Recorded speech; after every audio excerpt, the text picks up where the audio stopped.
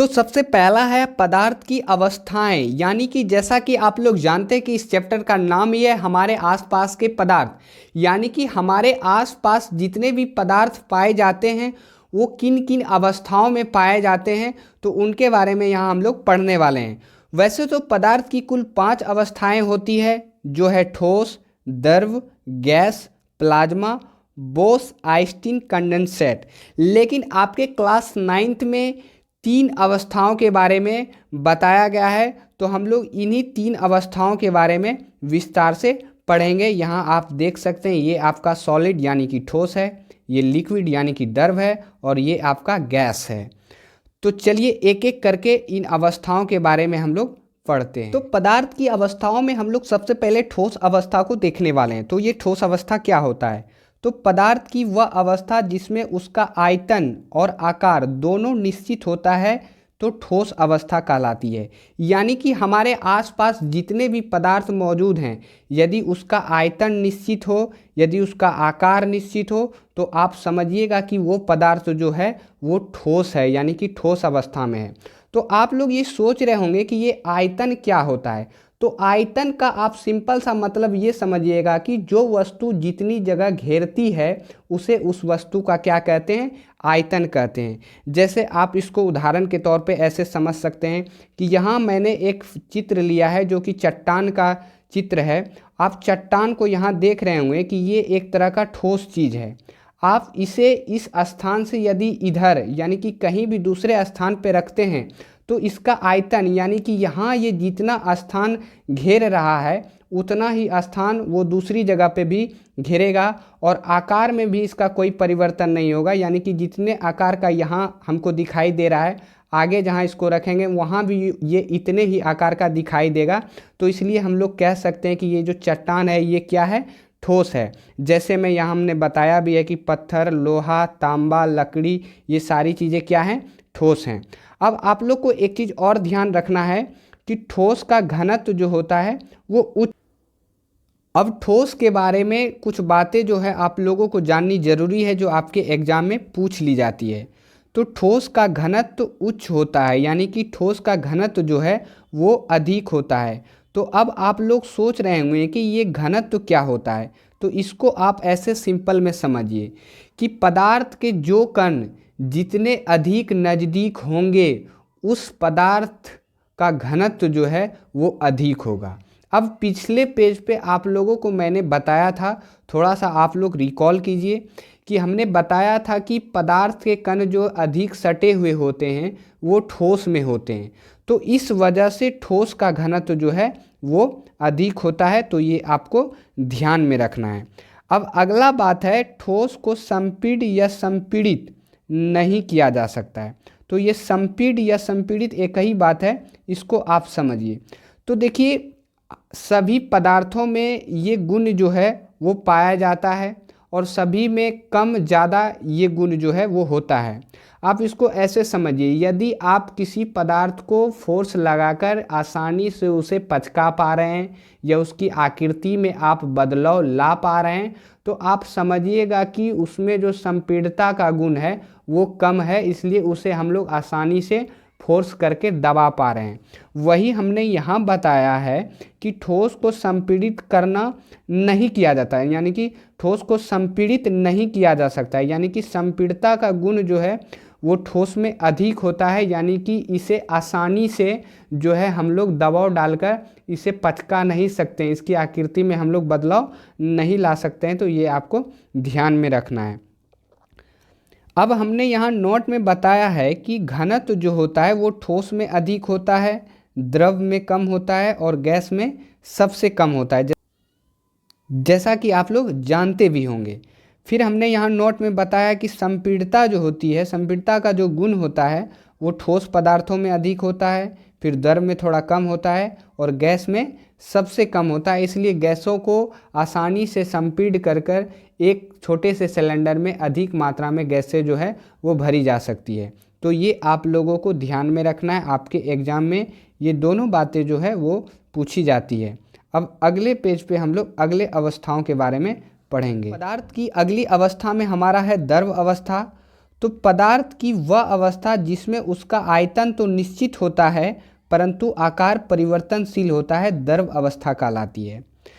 तो द्रव अवस्था में क्या होता है कि आयतन निश्चित होता है परंतु आकार जो है वो परिवर्तनशील होता है, यानी कि बदल जाता है। आयतन को अभी हमने आपको पिछले पेज पे बताया कि कोई वस्तु जितना स्थान घेरती है उसे उस वस्तु का क्या कहते हैं, आयतन कहते हैं। इसको आप ऐसे समझिए, जैसे मैंने यहाँ एक जूस का बोतल लिया हुआ है, तो हमने यहाँ जूस जो है इस बोतल में पूरा भर दिया है। तो आप देखेंगे कि आयतन जो होगा यानी कि वस्तु यानी कि जूस जो है बोतल में जितना स्थान घेर रहा है वही उसका आयतन होगा, लेकिन आकार जो होगा इसका ये बोतल के आकार का होगा। तो यहाँ आयतन तो हम देख रहे हैं कि फिक्स है, लेकिन आकार भी फिक्स देख रहे हैं। लेकिन यही जूस जब हम ग्लास में डालें तो यहाँ आप देखिएगा कि ग्लास में जूस भरने के बाद आयतन यानी कि स्थान तो उतना ही घेरेगा जितना बोतल में घेर रहा था, यानी कि आयतन निश्चित हुआ, लेकिन आकार जो है वो बदल जाएगा। यहाँ बोतल के सेब का आकार था तो यहाँ ग्लास के सेब का आकार ले लिया है। तो इसलिए कहते हैं कि द्रव अवस्था में बेसिकली होता क्या है कि आयतन निश्चित होता है परंतु आकार जो है वो परिवर्तनशील होता है, यानी कि बदलते रहता है।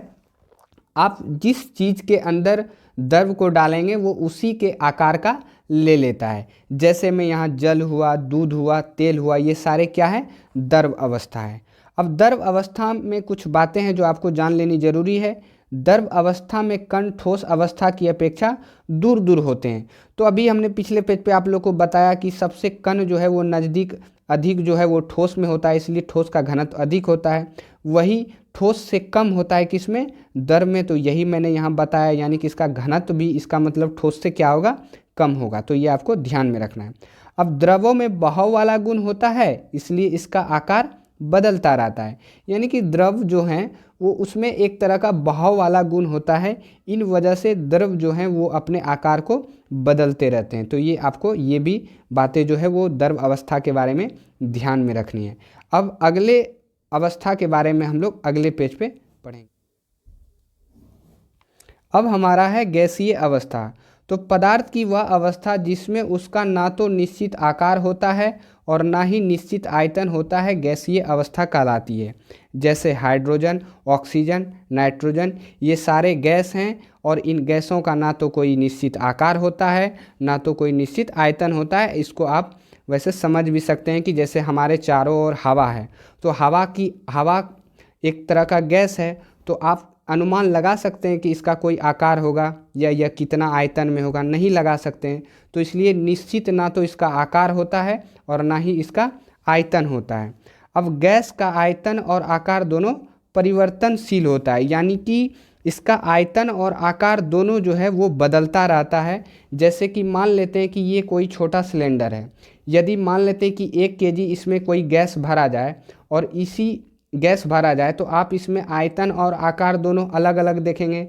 फिर इसी गैस को यदि ये लंबे वाले सिलेंडर में भरा जाए वही 1 kg गैस, तो इसमें आप आयतन और आकार अलग अलग देखेंगे। तो इसलिए हम लोग कह सकते हैं कि गैस का आयतन और आकार दोनों क्या होता है, परिवर्तनशील होता है, यानी कि बदलता रहता है। अब आपके एग्जाम में एक चीज़ पूछा जाता है, मैंने यहाँ नोट में बताया, ये आपको ध्यान में रखना है कि खाना बनाने के लिए द्रवीकृत पेट्रोलियम गैस यानी कि लिक्विफाइड पेट्रोलियम गैस, जिसे शॉर्ट में एलपीजी भी बोला जाता है, का प्रयोग किया जाता है। यानी कि आपके घरों में जो वो खाना बनाया जाता है तो वो जो गैस सिलेंडर है उसमें कौन सी गैस भरी जाती है, तो वो एलपीजी गैस भरी जाती है। ये आपको ध्यान में रखना है। एक मैंने और बताया है कि आजकल वाहनों यानी कि गाड़ियों में ईंधन के रूप में संपीड्य प्राकृतिक गैस यानी कि कंप्रेस्ड नेचुरल गैस, जिसे शॉर्ट में सीएनजी बोला जाता है, उसका उपयोग किया जाता है। तो आपसे पूछा जाए कि वाहनों में ईंधन के रूप में कौन से गैस का प्रयोग किया जाता है, तो आपको ध्यान में रखना है सीएनजी गैस का प्रयोग किया जाता है। अब अगले पेज पे हम लोग बचे टॉपिक्स के बारे में पढ़ेंगे। जैसा कि हम लोग पिछले पेज पे पढ़ चुके हैं कि पदार्थ की 3 अवस्थाएं जो होती है वो ठोस, द्रव और गैस होती है, तो मैं यहाँ आप लोगों के सामने एक प्रश्न रखना चाहता हूँ कि क्या पदार्थ अपनी अवस्था को बदल सकता है। तो आप बोलिएगा कि जी हाँ, पदार्थ अपनी अवस्था को बदल सकता है। जैसे आप जल के उदाहरण से आप समझ सकते हैं, जैसे आप देखते भी होंगे कि जैसे जल एक ऐसा पदार्थ है जो कि तीनों अवस्थाओं में पाया जाता है। जैसे आप बर्फ़ को यदि देखते हैं तो ये भी एक तरह का जल ही है, लेकिन ये इसकी जो अवस्था होगी वो ठोस होगी। जैसे जल है तो ये द्रव अवस्था में है, जैसे जलवाष्प है तो ये गैस अवस्था में है। यानी कि इससे ये निष्कर्ष निकल रहा है कि पदार्थ जो है अपनी अवस्थाओं को बदल सकता है। जैसे यहाँ देख सकते हैं सॉलिड यानी कि बर्फ़, लिक्विड यानी कि यहाँ द्रव, और गैस यानी कि ये जलवाष्प। तो हम लोग यहाँ समझ सकते हैं कि पदार्थ अपनी अवस्था को बदल तो सकता है, लेकिन पदार्थ अपनी अवस्था को कैसे बदल सकता है, इसका क्या कारण हो सकता है, किन कारणों से पदार्थ की अवस्थाएं जो हैं वो बदल जाती है। तो इसका निष्कर्ष जो है वो निकल करके ये आता है कि पदार्थ अपनी अवस्था को दो तरीके से जो है वो बदल सकता है। जैसे यहाँ मैंने यहाँ लिखा भी है कि पदार्थ की अवस्था को हम तापमान में बदलाव करके एवं दाब में बदलाव करके बदल सकते हैं। यानी कि इन दो तरीकों से हम पदार्थ की अवस्थाओं को क्या कर सकते हैं, बदल सकते हैं। एक पहला तरीका क्या है, तापमान, और दूसरा तरीका क्या है, दाब। तो अब हम लोग अगले पेज पर अगले टॉपिक के बारे में पढ़ेंगे, जो हमारा है पदार्थ पर तापमान एवं दाब परिवर्तन का प्रभाव। अब हमारा है पदार्थ पर तापमान एवं दाब परिवर्तन का प्रभाव। तो सबसे पहले हम लोग तापमान परिवर्तन का प्रभाव को देखेंगे। तो आप अपने आसपास जितने भी पदार्थ देखते हैं, यदि उसके तापमान में बदलाव किया जाए, तापमान में परिवर्तन किया जाए, तो आप उनमें तीन बिंदुओं को पाएंगे। तो ये तीन बिंदु कौन कौन से हैं, तो आप देखेंगे एक गलनांक बिंदु, फिर क्वथनांक बिंदु, और फिर ऊर्ध्वपातन एवं निक्षेपण। तो इन तीनों बिंदुओं के बारे में हम लोग एक एक करके जानते हैं कि यदि किसी पदार्थ के तापमान में यदि बदलाव किया जाए तो इन बिंदुओं से पदार्थ में क्या बदलाव आता है, क्या चेंज आता है। तो सबसे पहला जो हमारा है गलनांक बिंदु, तो देखते हैं कि गलनांक बिंदु क्या होता है। तो किसी ठोस का वह तापमान जिस पर वह अपनी ठोस अवस्था से पिघलकर द्रव अवस्था में परिवर्तित हो जाता है, गलनांक बिंदु कहलाता है। यानी कि कहने का तात्पर्य ये हुआ कि आप यदि किसी पदार्थ के तापमान, यदि किसी ठोस पदार्थ के तापमान में बदलाव लाते हैं, यदि एक उचित तापमान देते हैं, तो वह धीरे धीरे पिघलकर द्रव अवस्था में जो है वो बदल जाएगा। और इस द्रव अवस्था में बदलने का जो उसका तापमान बिंदु होगा, उसी को हम लोग क्या कहेंगे, गलनांक बिंदु कहेंगे। जैसे आप देख सकते हैं बर्फ़ का गलनांक जो होता है वो 273 केल्विन या 0 डिग्री सेल्सियस होता है। आप यहाँ केल्विन देख सकते हैं। ये दोनों जो है वो तापमान का मापने का एक तरह का पद्धति है, एक तरह का एसआई मात्रक है। लेकिन इन दोनों में यही अंतर है कि ये जो आप केल्विन देखते हैं ये अंतर्राष्ट्रीय मात्रक है, यानी कि पूरी दुनिया में जो तापमान को मापा जाता है वो केल्विन में मापा जाता है।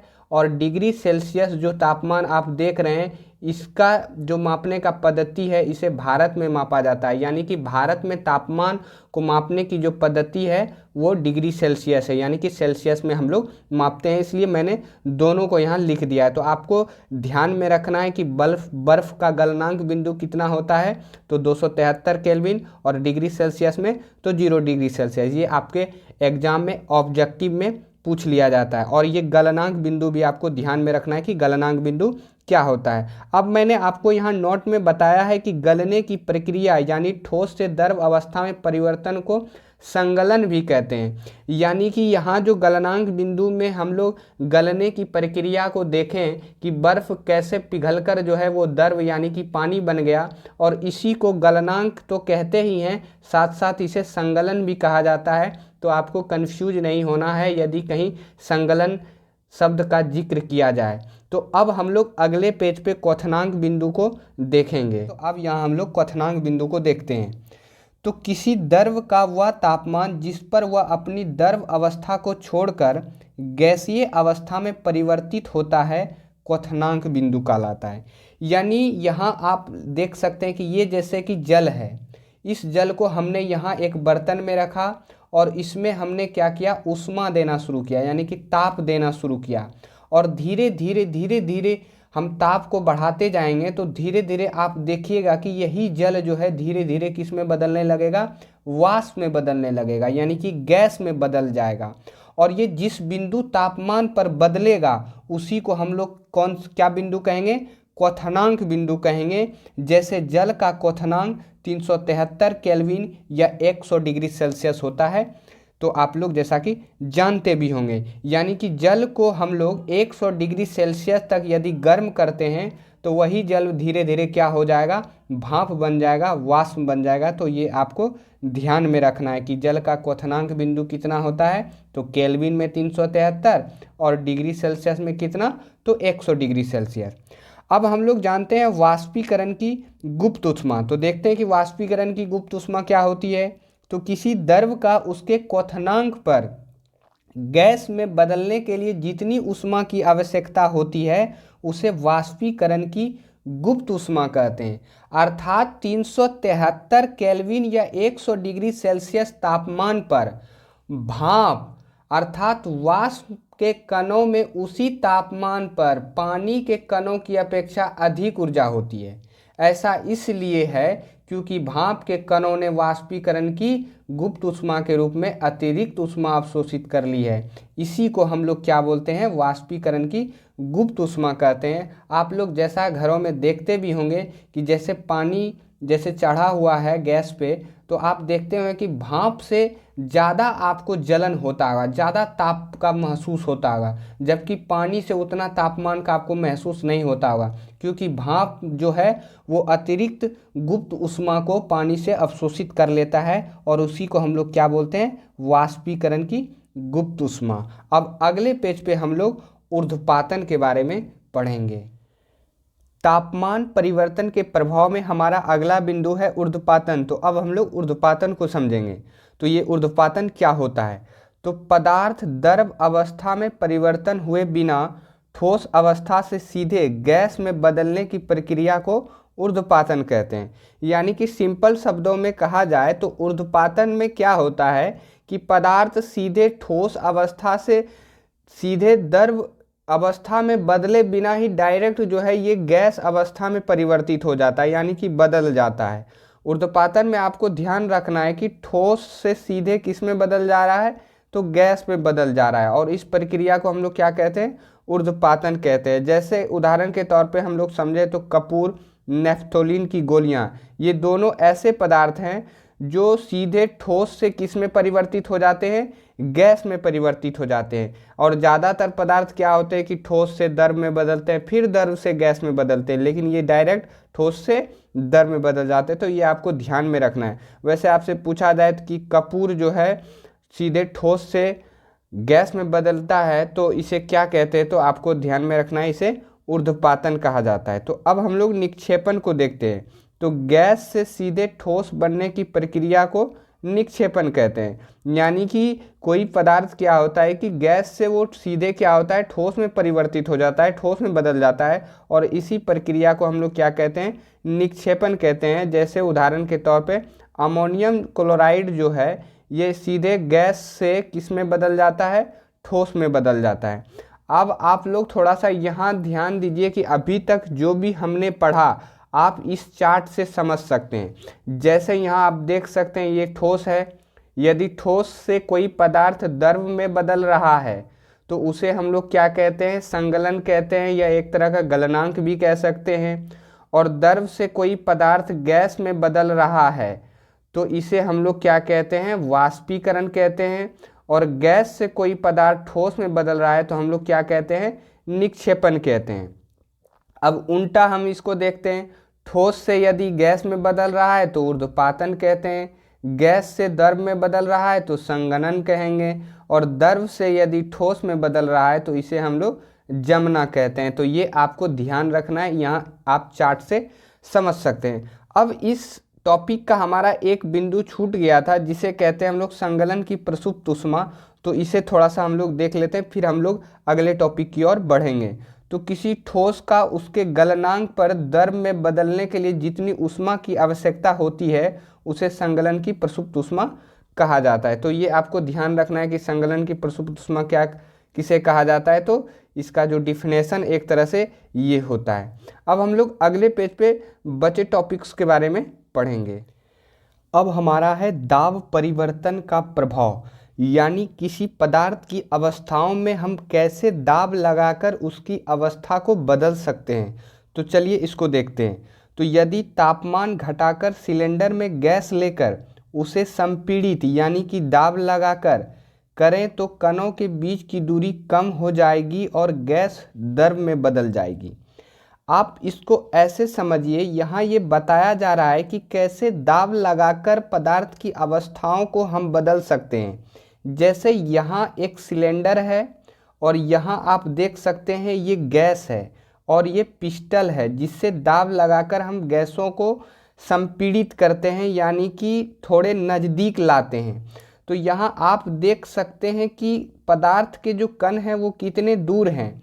यही जब पिस्टल से थोड़ा फोर्स लगाकर हम थोड़ा से एरिया में यानी कि कम जगहों में इस गैस को लाते हैं तो कण जो हैं वो थोड़े नज़दीक आते हैं। जब और ज़्यादा दबाव लगाते हैं तो आप देख सकते हैं कि यहाँ कितने नज़दीक आ गए हैं कण, और यही गैस जो है वो किस में बदल गया है, द्रव में बदल गया है। तो इससे हमें ये पता चलता है कि दाब लगाकर भी पदार्थ की अवस्थाओं को हम बदल सकते हैं। जैसे यहाँ गैस से हम लोग यहाँ किस चीज़ में बदल रहे हैं, किस अवस्था में, तो द्रव अवस्था में बदल दिए।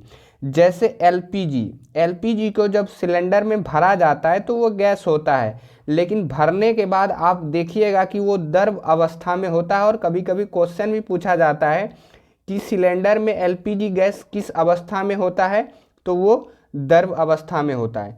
आपको दो बातें ध्यान रखनी है कि दाब बढ़ाने पे पदार्थ के कण नज़दीक आते हैं। जैसे यहाँ आप इस उदाहरण से समझ सकते हैं कि किस तरह से जैसे जैसे हम दाब लगा रहे हैं वैसे वैसे कण जो है वो नज़दीक आते जा रहे हैं, और दाब घटाने पर पदार्थ के कण क्या होते हैं, दूर जाते हैं।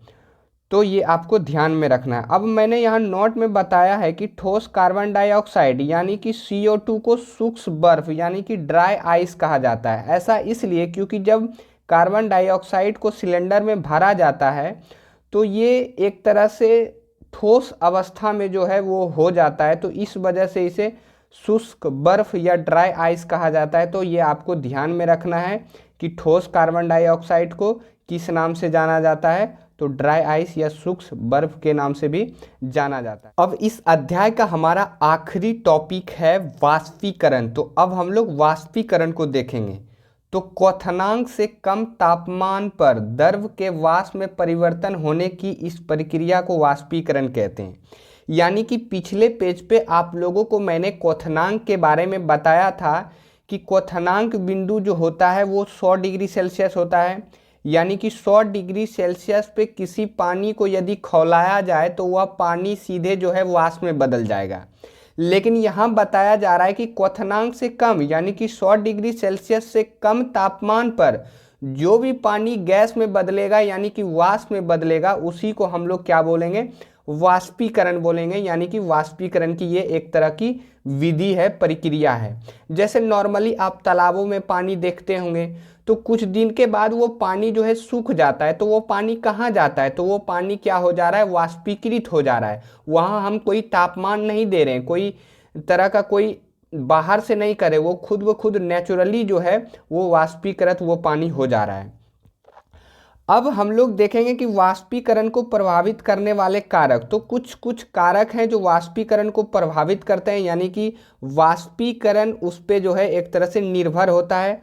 तो वह है सतह का क्षेत्रफल, फिर तापमान पे निर्भर करता है, आर्द्रता पे भी निर्भर करता है और वायु की गति पे निर्भर करता है। इसको हम लोग ऐसे एक एक करके देखते हैं। सतह का क्षेत्रफल पे, चूँकि वाष्पीकरण देखा जाए तो एक सतही प्रक्रिया है, इसलिए सतह का क्षेत्र बढ़ने पर वाष्पीकरण की दर भी बढ़ जाती है। जैसे आप इसको ऐसे समझ सकते हैं, जैसे आप घरों में कपड़ा सुखाते होंगे तो गीले कपड़ों को आप यदि इकट्ठा टंगनी पे रख दें तो वो कपड़ा जो है लेट से सूखेगा क्योंकि उसको उचित सतह नहीं मिल रहा है।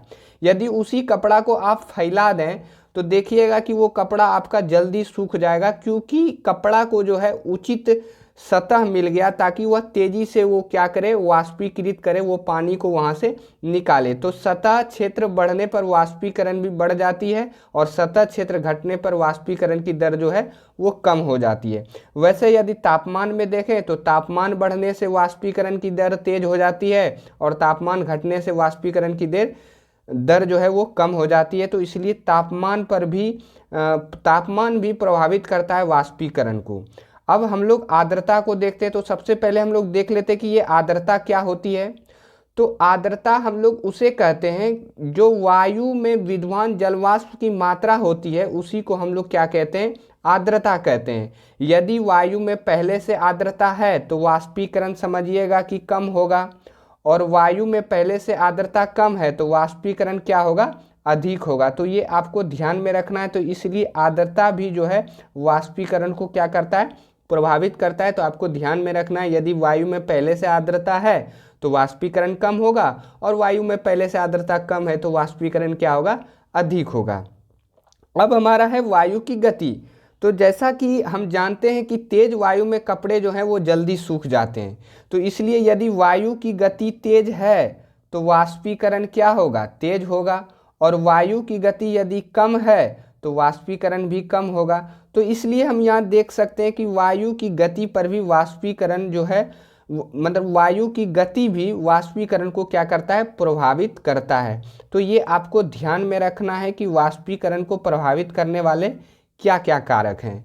यदि आप लोगों को ये वीडियो अच्छा लगा हो तो आप हमारे चैनल को थोड़ा सपोर्ट करें, लाइक करें, सब्सक्राइब करें, और आप थोड़ा कमेंट करें ताकि मैं ऐसे वीडियो जो है लगातार आपके लिए लाता रहूं। धन्यवाद।